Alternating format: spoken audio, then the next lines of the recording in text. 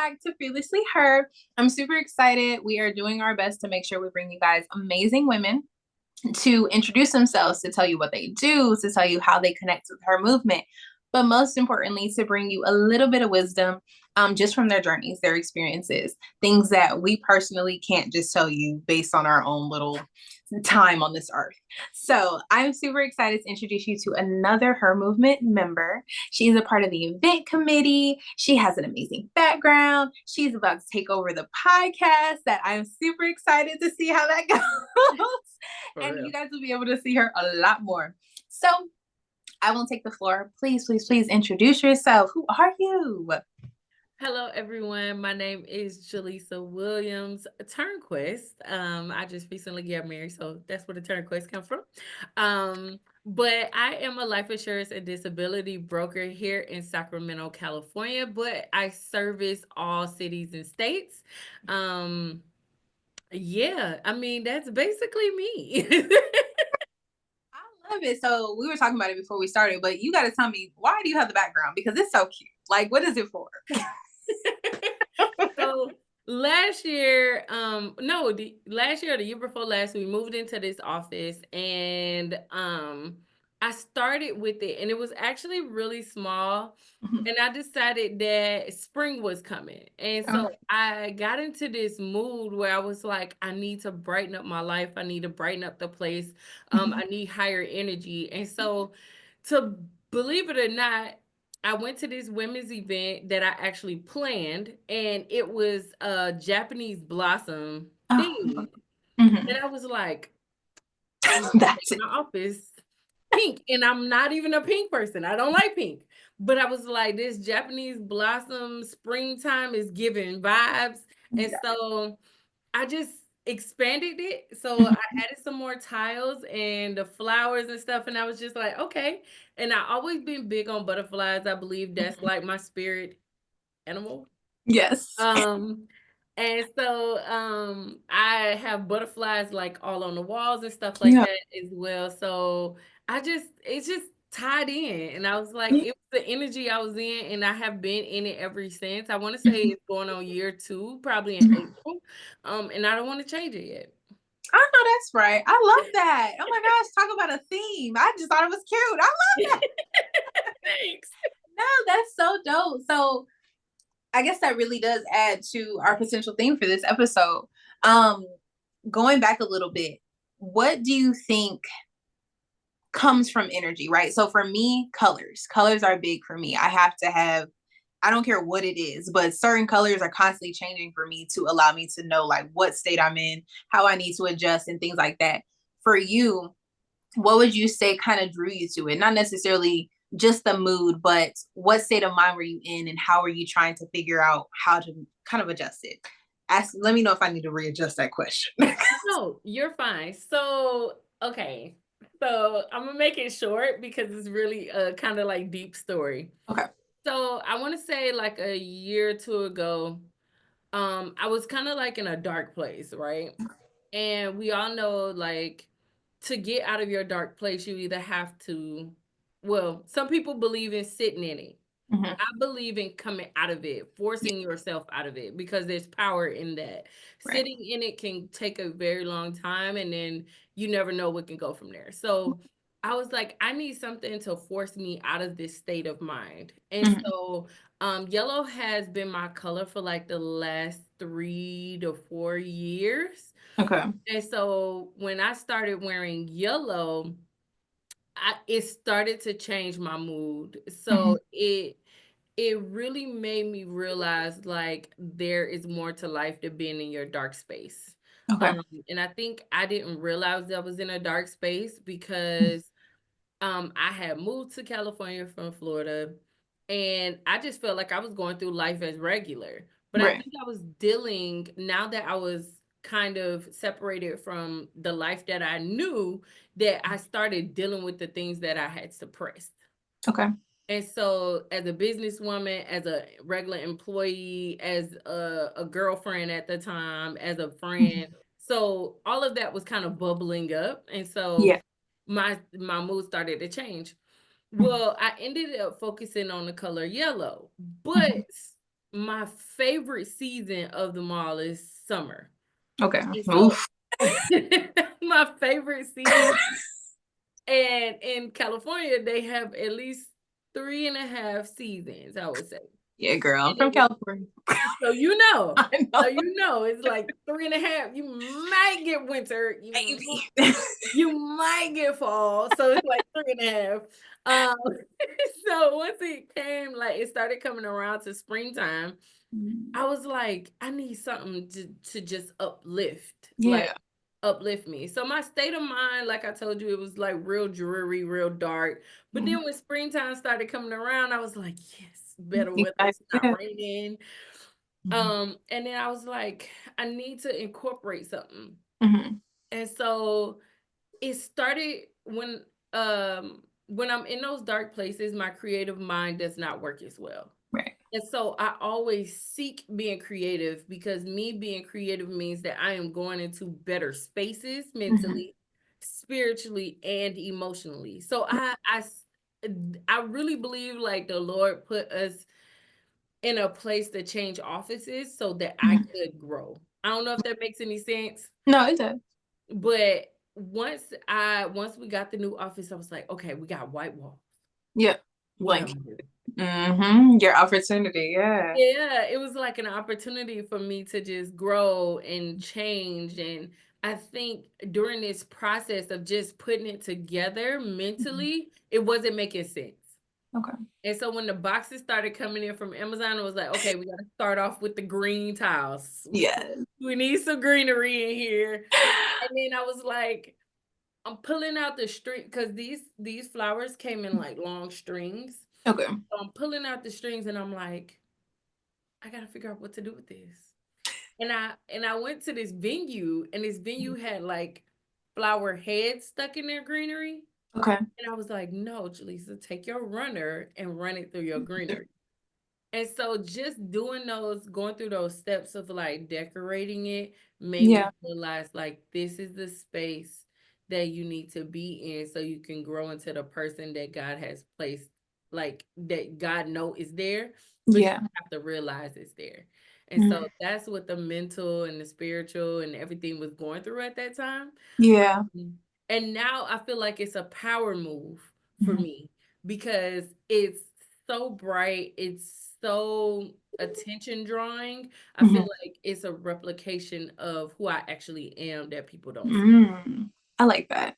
I like that a lot. So that makes me want to ask for our younger teens that are listening. A lot of the times when we're growing up, we automatically hear like when you get to this age, you'll have it all figured out, right? You'll experience this and you'll go through those things. But what would you say to someone that is either telling a teen that or a teen that is listening to it? How would you combat that? So what I would tell somebody who's telling a team that is do not put the teen in a box. Mhm.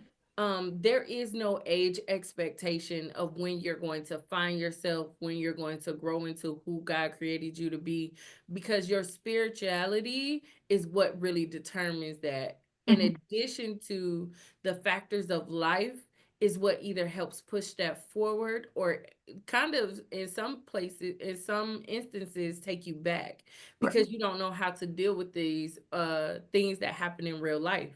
So I Mhm. will always tell like an adult or someone who's older who's telling a teenager this, do not put the teenager in a box. Mhm. Try to understand who that teenager is and help them tap into who they are mentally, emotionally, and spiritually. And if they need to be guided in that way and you don't know how to, find Mhm. somebody who can. Right.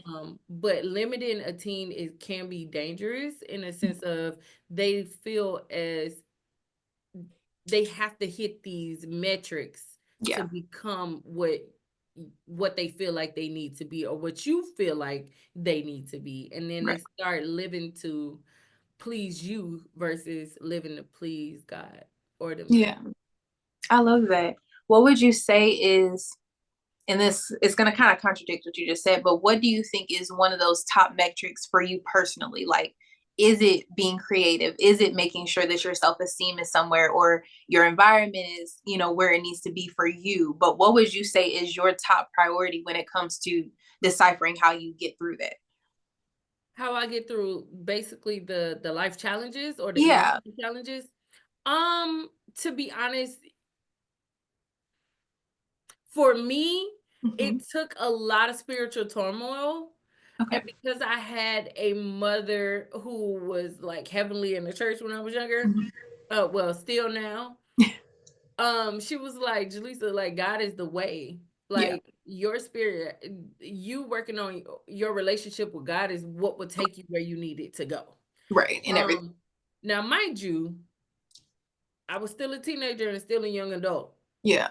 And even though I had a relationship with God, Hmm. there was still times where I wanted to go where I wanted to go. Yeah. And I did what I wanted to do. Does that necessarily mean that you don't have a connection with God? No. Mhm. Does that mean that you're not building a relationship with God? No. But it takes you to surrender to say, Mhm. Lord, I want to create a relationship with you or whoever your higher power is. Yeah. But Lord, I want to create a relationship with you. And I think for me, I'm stubborn, bullheaded, whatever, people want to call. Yep. I had to literally say it verbally Okay. so my stubbornness can hear it.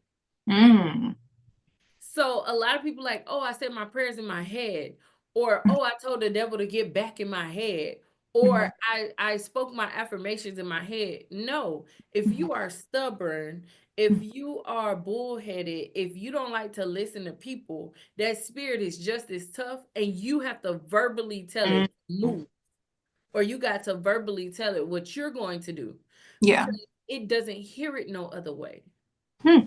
And so I literally fought with that for a while. And I'm telling you, like, rejoining a church recently, I'm 35.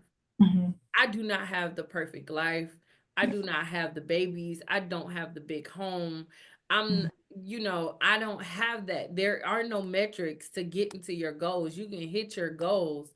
Like, if we think about like Steve Jobs and them, they were 40 and 50 years old. Yep. We need to stop putting limitations on ourselves, period. That by Mhm. this age we need to be married and da da da da da. Yeah. If we literally say those things and we make those things happen, there's a possibility that we're not even ready for them, and God gonna teach you a lesson in that situation. Right. Yeah. So I literally do not give up. I push through emotionally. I push through spiritually. I know some people fight with depression and things of that nature. You have to get up. Mm. You have to get up. That dark place is not going to go anywhere. You have to get up. Like that dark place is something to fight. Mhm. If you're locked in your house for days and you like, I'm not good here, get up and go for a walk, Mhm. because that's a dark space. You feel trapped. If you feel like the walls are closing in, you feel trapped. If you feel like you Mhm. can't talk to anybody, you feel trapped. You have to force your way out. Right. And so that's what I do. Like Yeah. literally, I force my way out regardless. But again, I did have an example. Right. But that example never showed me any of this that I'm going through right now. This is just Mhm. life. Yeah. And I And love, yeah, I'm sorry, go ahead. no, go ahead, go ahead, go ahead. No, I think that's important as well because a lot of the times too, we as adults, no matter what stage you're at, we're always wondering where to start. Mm-hmm. And again, you want that information, you want to know, and someone may tell you, like, you're gonna go through this, don't do this because this happened to me. You always have the information. We know that. However, there is something pure about experiencing it. It's something pure about taking that advice that we've gotten from people and applying it ourselves. And like you said, actually saying, no, I'm not going to do this. No, I'm not going to allow this. I want to be here and being able to execute it because, girl, until you said it just now, I'm like, I do need to say it out loud. Cause I am stubborn. Okay, wait a minute. I am saying it. You don't realize that until you're in a position and you're like, why am I still here? Why am I so stagnant? Why do I feel like the walls are closing in? And a big part, at least, of my journey has been transitioning from being the career woman, from being my businesswoman to a stay at home mom. The Mm-hmm. walls are constantly closing in, but understanding that I need to surround myself with people and allow myself to teach others the things that I know that I'm either going through now or I've already gone through.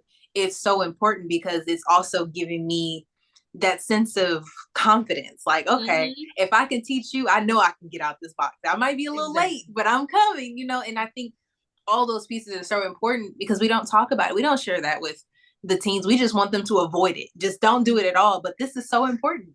Mhm. Yeah, Like girl. being transparent, like you said with teams, being transparent with your teams is so key. And I think as leadership, we fail to realize like the importance of transparency. Now, do Yeah, we have to tell them what's in our backlogs? Absolutely not. So look, I want you to know that I'm human too. yeah, And so getting to know, like we literally just had this conversation yesterday, like with our team, but it was like getting to know who your people are yeah. is important because sometimes it's not a threat for your people to know you. It Right. can't be one-sided. Yeah. So as a leader, if I know you and you know me, if I'm Mhm. going through something, you might have a word for me and I'm able to receive it. But Yeah. if I only know you and you don't know me, you feel Mhm. like as a part of the team that you're giving but you're not receiving anything. Right. And so that makes people be like, I Yeah. don't, I don't trust you Mhm. because I feel like you got an ulterior motive. Yep. Taking too much. But really, it might not be an ulterior motive, but as a leader, you don't know how to. Mm. And so as a team, we have to trust that you have the ability to, but if you don't know how to, we have to teach you. Yeah. And that's transparency on both sides. So what I've learned is if I see that the person is not opening up, Mhm. sometimes I'm bold enough and I have a really good discernment spirit. Okay. So I'm really good at being like, okay, they by themselves, they seem to be open. Mhm. Okay, let's have a conversation. Mhm. Like, you really need X, Y, and Z in order for X, Y, and Z to happen. Right. But again, that takes kind of paying attention. Everybody's not going to know how to do that. But it's Yeah. somebody in every team that knows that, Yeah. but they don't know if they can act on it. So Yeah. I say to anybody who's on a team that feels Mhm. that has that type of discernment to act on it because that's where you're going to get out of that, like you said, that stagnant environment. Yep. That's how that stagnant environment is going to start breaking away, and you're going to be like, "Oh Mhm. God, what's happening?" Yeah. Well, you opened your mouth. Yeah. It's scary. It's a little shaky in the beginning, but hey, it's worth it. Exactly. You opened your mouth. So you're right. If you are in those dark spaces, going back to the dark spaces, kind of Mhm. jumping over, but going back to the dark spaces, like you said, pouring into someone else, working with someone else, showing somebody else your talents is Mhm. very strong of you. And when Mhm. you start seeing the benefits of what you're Yeah. doing, you like, oh, this is a win. I'm really Yeah. something. Mhm. Like Girl, box. It's super awesome. I love it, girl. I love it. I'm excited. This is so just a great opening. Okay, let's loop back around. Tell me more about how you got into your profession and what exactly is it? Tell me a little bit more so we can all make sure we're on the same page. Okay, no problem. So, being a life insurance and disability broker, I'll start with what that is. So, Yeah. what that is I work with over 295 different companies. So that means any insurance companies like A plus rated companies. So Mhm. that would be like your AIG, your Mhm. Mutual of Omaha, your National Life Group, in I'm trying to think of like Silac, American Okay. National. Those companies are life insurance companies, but they also do annuities. So I help people with their retirement, but I also help them with their businesses as well. So people don't know Okay. that life insurance is very powerful for their business. You can Mhm. protect your other business partners. So say me and you are business partners and we own a business, we can actually protect each other to protect the business. Okay. Mm. life insurance can also help businesses with tax write-offs. So Okay. that's also a power play for business owners because we pay a lot in taxes, and plus we pay a lot towards health insurance Mm-hmm. and all the other jazz that sometimes Yeah. it's really hard, operating costs and all of those things. So we need tax breaks, right? Mm-hmm. Life insurance helps us with those things. Okay. Um, as far as like families and legacies, of course, we know that it's for death, but there's so many things built inside of life insurance that helps you realize that I can use it while I'm alive. Like cash value. So you Okay. can actually grow cash in a policy that you could take out tax free to you and it still grow as if it was never missing. So that's a power play for people who want to create legacies for their children, who also want to pay for their children's education. Mm-hmm. And no, it's not a 529 plan. It's totally different. Um 529 plans, you have to prove what you're spending your money on. Mm-hmm. Cash value life insurance plans, you don't have to prove anything. You don't have to turn Mm-hmm. in receipts because that is money that you have grown. You have Right. full access to it. Um, so that's, I mean, even when it comes to the retirement planning, you have products that will allow you to never lose any money as Mm-hmm. compared to a 401k where you have the ups and downs of the market. So Okay. annuities don't give you that up and down. Okay. So it's so much to life insurance, but basically what I do is I also recruit, I train, and I develop agents. So helping agents get to their next is what I really love to do. Giving them an environment to be able to support themselves because nowadays in Fortune 500 companies, Mm-hmm. we get foot stepped on our necks. We can't get promoted. We got to take all these tests to get promoted. If we don't Mm-hmm. pass this test, then we got to go through all these probations and things of that nature. You have to ask for time off. You have to go into the chat to go to the bathroom. Why why not give somebody an opportunity to build something where they can dress how they want to dress, but in a Mm-hmm. professional way? They can act how they want to act, but in a professional way, but still be themselves, build Yeah. as much income for themselves as they want to, as little as a lot. You have no caps. Mm-hmm.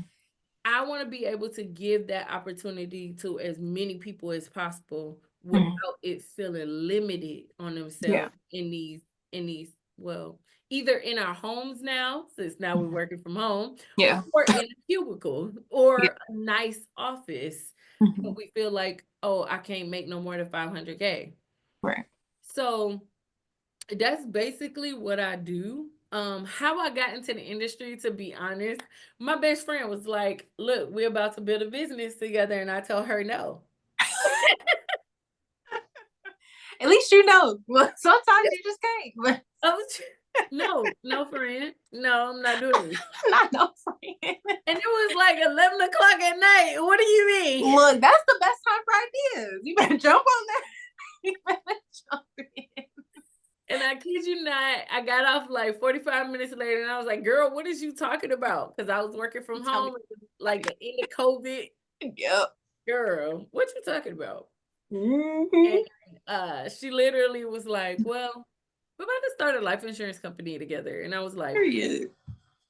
"Okay, I'll Right. I'll be your support." Like,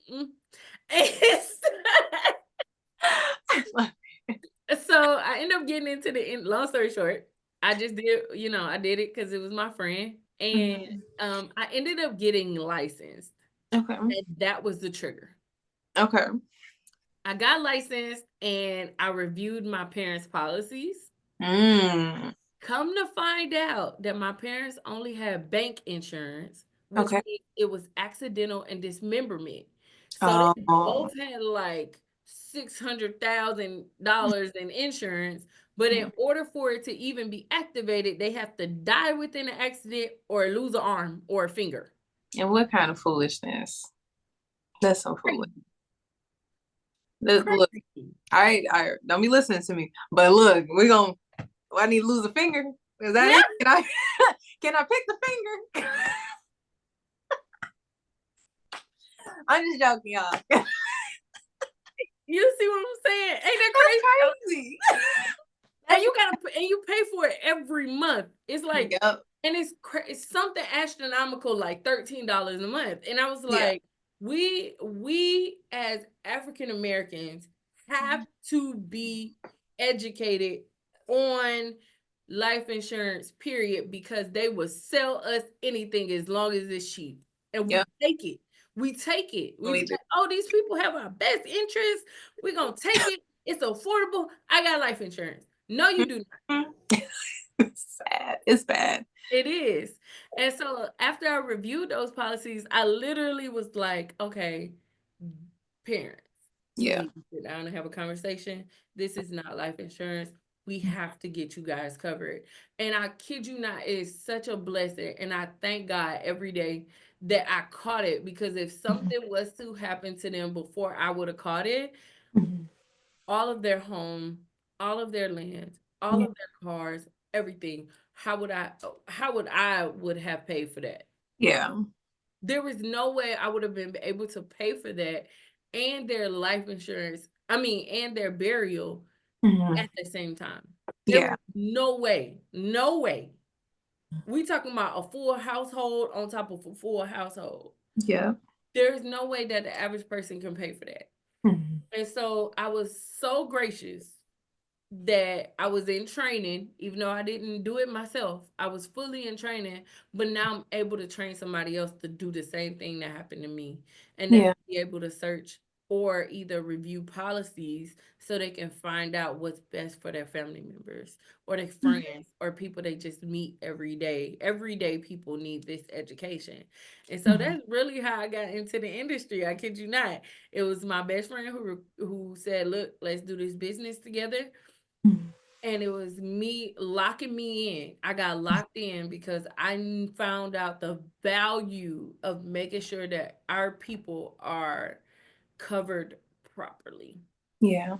Oh, I love this. I love this. It just gives me butterflies because that's such an amazing story. And I think, again, people are so happy with the simplicity of things and don't realize if you don't have that value, you move on. You Hmm. get bored and then it's just another hobby, but you have to find the value. So you actually want to stick with it and understand yourself as well as the work that you're giving back. Girl, yes. Yes. Out to you because I know that's right.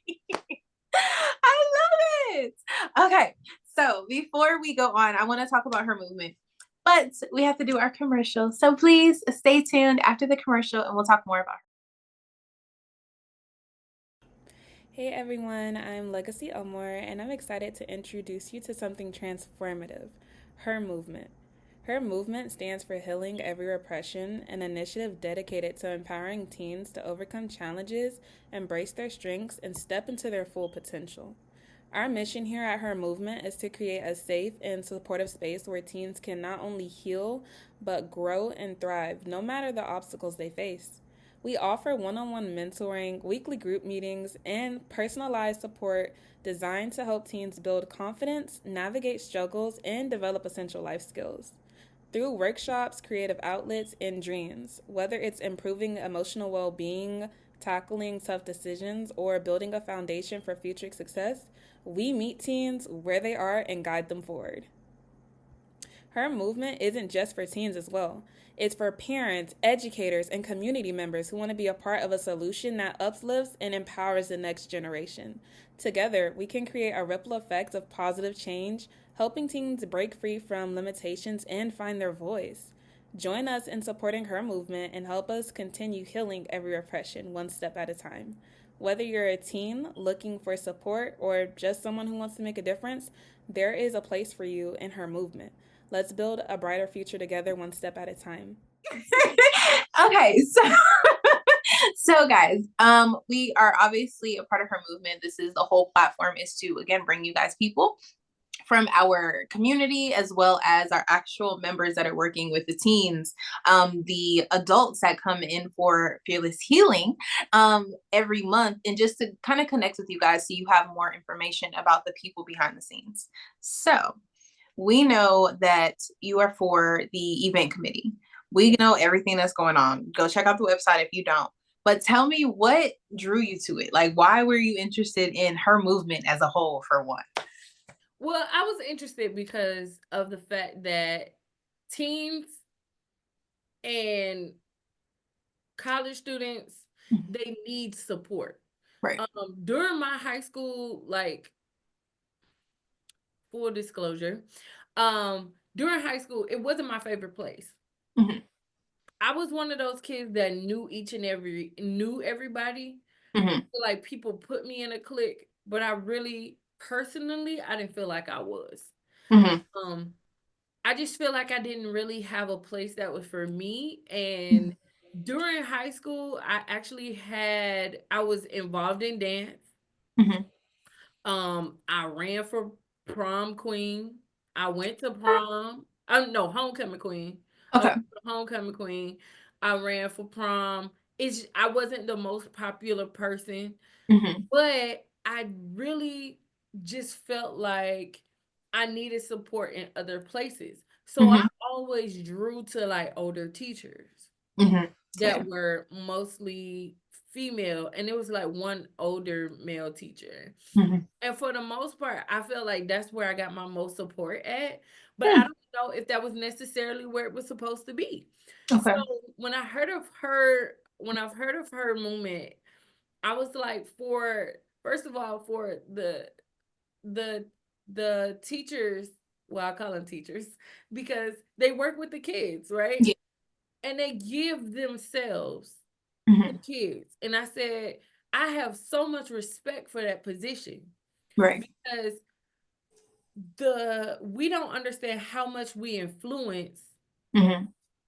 kids. We don't understand how much we influence the people around us. And Hmm. so to be a organization that really focuses on positive influence and Yeah. positive growth, it's amazing. And I don't understand why we don't have more men, but Hmm. we need men who are willing to step up into that position to say, look, my guys out here, my growing men out here need support as well, because this organization is not her to only signify females. Right. It is to signify all. Right. And so I just cannot wait to see like some men do power moves here. Mhm. Like, I can't wait to see us women with our men teaching classes together. But Mhm. I just see so much power in this little movement that's so big at the same Yeah. time. So yeah, that's what drew me. I love that. And that is such a genuine response. Like, it, again, it goes back to that value. Where is the value? Why would I actually want to step in here, and making sure that you understand the, like you said, influence of the kids? If you're not here for a good reason, you're harming kids. And at that point, for what? Because you're Mhm. bored. And I love Right. that. Again, you keep connecting it back to value, and that's amazing. Um, Tell me a little bit about your excitement for the event side. We have a full calendar this year, and I'm super excited for this March one. But tell me what you're thinking. What is your excitement there? So my excitement comes with just behind the scenes. I didn't really realize until this past week we had a conference. And I worked behind the scenes a couple Mhm. of the days. And so I didn't realize that being behind the scenes is so powerful. Um, Mhm. because most of the time when people think of assistants or people or event planners and things of that nature, they don't really think of them as, I don't want to be blasphemous, but they are miracle workers. They Mhm. make things happen that so that people who are attending have no idea what Right. even went on, right? You're Yep. not experiencing anything negative. You're Yep. only experiencing It's the beautiful. event. Exactly. It's so beautiful in here. We like, girl, if you knew what it took to get that up there. Right. Uh,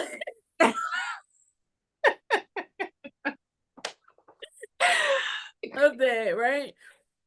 So I really realized that there's so much value in being behind scenes. So that excites me. Also, being able to present something to people that helps get people together. Yeah.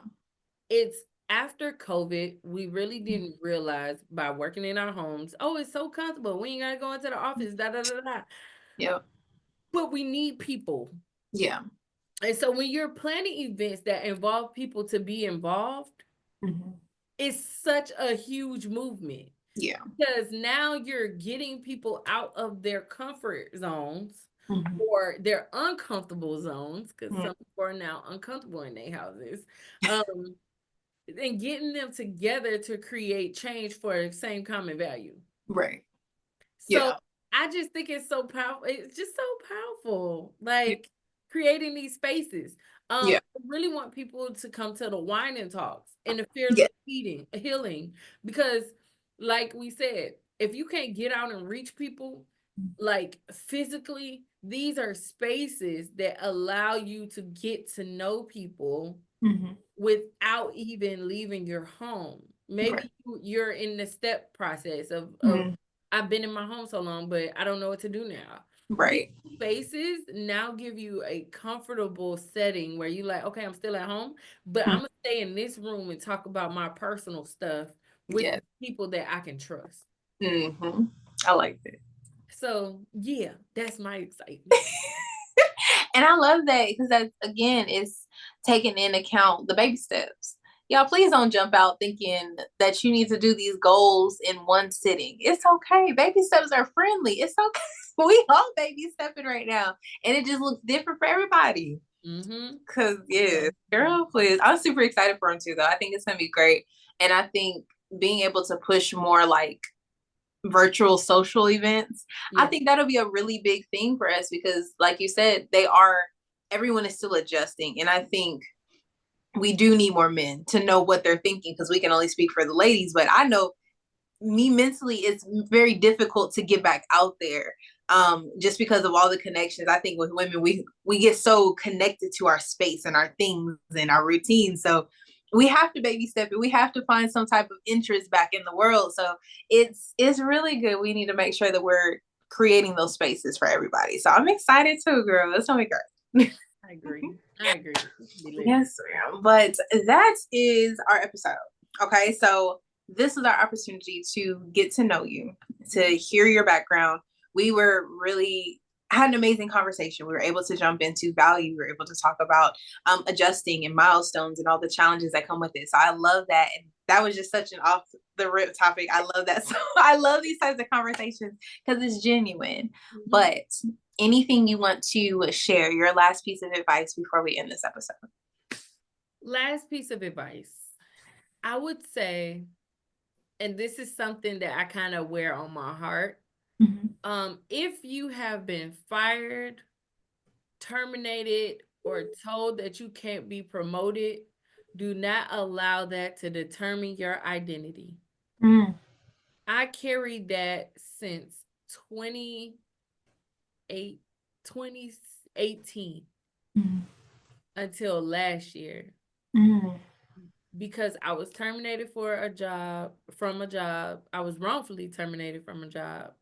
And it was very derogatory. They said that I said the N-word, and they also said that I was racist towards my own kind, which I was, for the life of me, to this very moment, I cannot tell you how that is even possible. Yeah. But I do understand that there are people who are in workplace spaces who have never been treated nicely, that have never been respected. And so when they do retaliate. Right. So I am not saying be careful. I am going to say be who you are. Whatever happens, happens. But what I say is, do not wear that on the table of your heart, because it does not define you.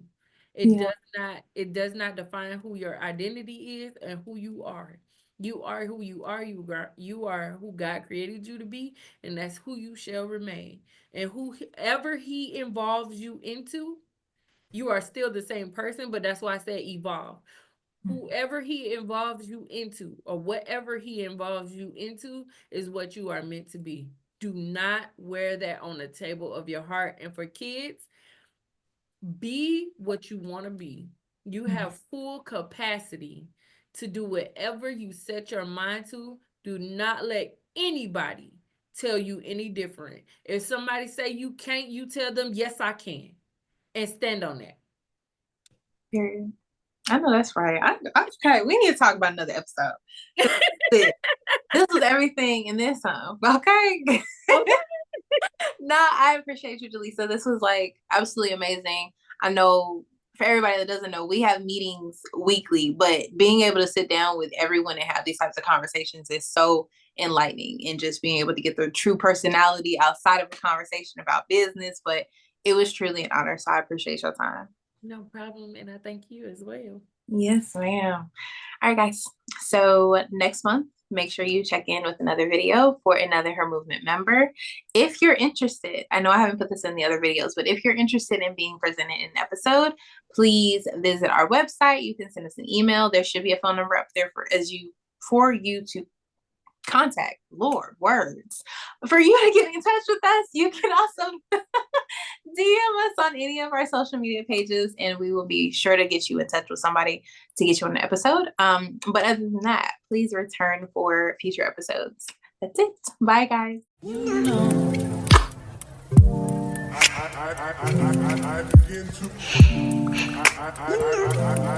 begin to